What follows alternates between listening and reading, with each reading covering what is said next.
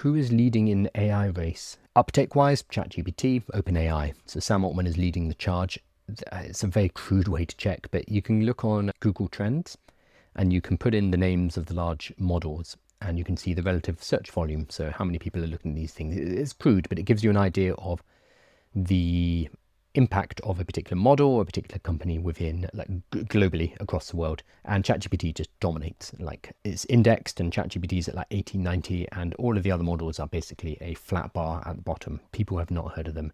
It's the same when you go outside of our kind of AI bubble and you talk to people, do not know what Claude is. They do not know what Grok is. They do not know what any of these models are. They might know Microsoft Copilot because they hate it, because they're forced to use it at work. But for the most part, ChatGPT is synonymous with AI, which is wrong. It's not AI. ChatGPT is technically a chatbot built upon a large language model, etc. Like, it's part of AI, but it's just become synonymous with artificial intelligence, for better or worse.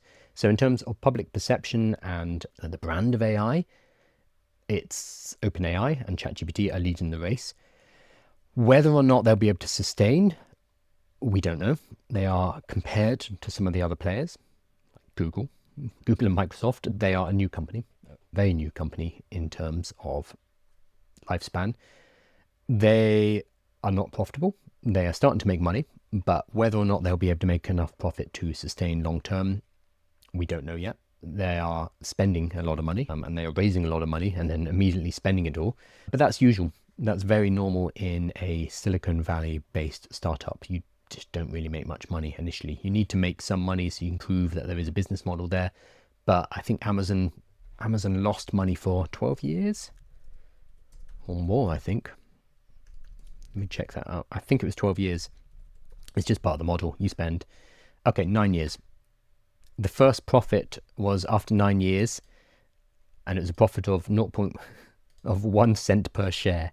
So they kept their profits down aggressively because you can use all your funds to grow into the market space, to dominate the market, which is what ChatGPT are doing, and to outspend any competitors and basically stop them from ever being able to compete. And then you flip your model and you start to make a profit later down the line.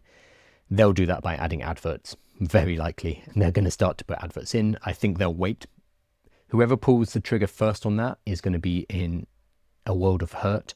So Google, one of the reasons why Google was able to take over from Yahoo was because Google were a lot more fair in their advertising practices. Yahoo allowed adverts to be put into their search listings without telling people. So they eroded their trust. People would be clicking on the top link thinking it was the best organic result. It was not. It was a paid for link. So Yahoo basically killed themselves, and Google came in with transparency and ate their lunch. So I think similarly, whoever adds adverts into their AI first is going to be in a world of hurt, but it is the most obvious pathway to high revenues as well, subscriptions and advertising. So in terms of brand, ChatGPT. In terms of whether they'll be around in the next year, OpenAI, that is hard to tell. I would say Google is probably in a strong position, but they need to play their hand really well because 70+% of their revenue currently comes from search advertising, and that's at risk because people are moving from Google search to generative AI. And obviously Google are using AI overviews. They're trying to pivot to it.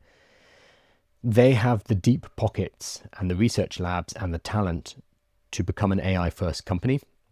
The question is whether they can turn the huge ship that is Google around, which is basically an advertising ship.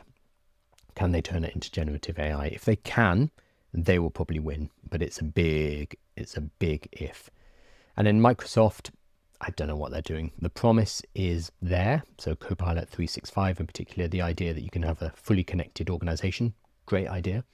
The implementation's terrible. Grok and Elon Musk and XAI, I think what they've done is really interesting because in just 2 years, they've gone from nothing to having a frontier level model. It's not better than the other models, but it's up there with them. So they've done a really good job by just spending a huge amount of money.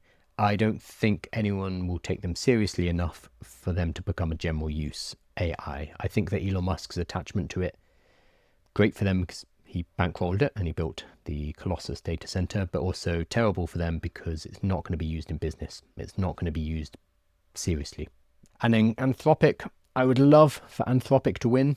I love Claude. I think they move quite slowly because they want to make sure that everything is safe, which I commend. I think that's fantastic. But it means that they move slower. So things like persistent memory, for example, which ChatGPT has had for 6 months, roughly. Claude has just added the ability to reference old chats. It's not persistent memory, it's a dumbed down version.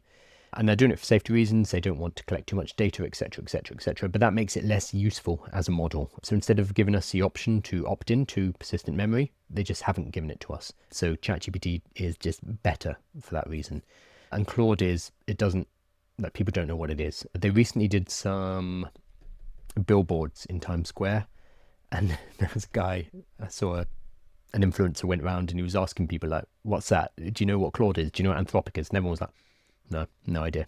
So they've got the billboards up. Maybe they'll get some brand recognition, but it's an uphill struggle for them to compete with OpenAI. So that was a very long answer to who's leading in the AI race. It is OpenAI, but I think Google may have the staying power to outlast them. Maybe.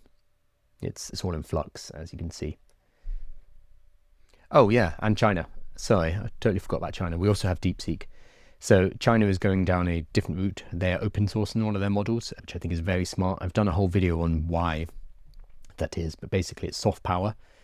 They're bankrolled in part by the government as well. So they have a bit of a safety net, so they can push out these models for basically the non-American users. So it's becoming a default in other countries because R1 is very good. We're still waiting for R2 from DeepSeek, and their labs are very advanced. They're doing really good things. They have a chip shortage at the moment. Everyone has a chip shortage, but there's this whole trade war, and the H200s not being allowed to be sold to mainland China. The H20s are now allowed, but only if Nvidia pays Trump 15% of their revenue, which is basically a bribe, basically a racket.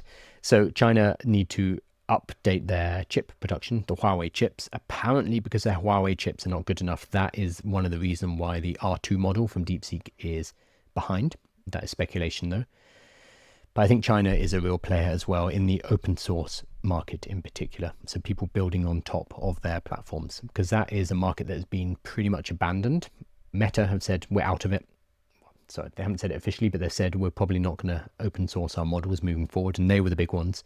So now we really just have ChatGPT OSS, which, I mean, it's great to see that OpenAI moving into open source, but I don't know if that's going to be a large part of their plan moving forward.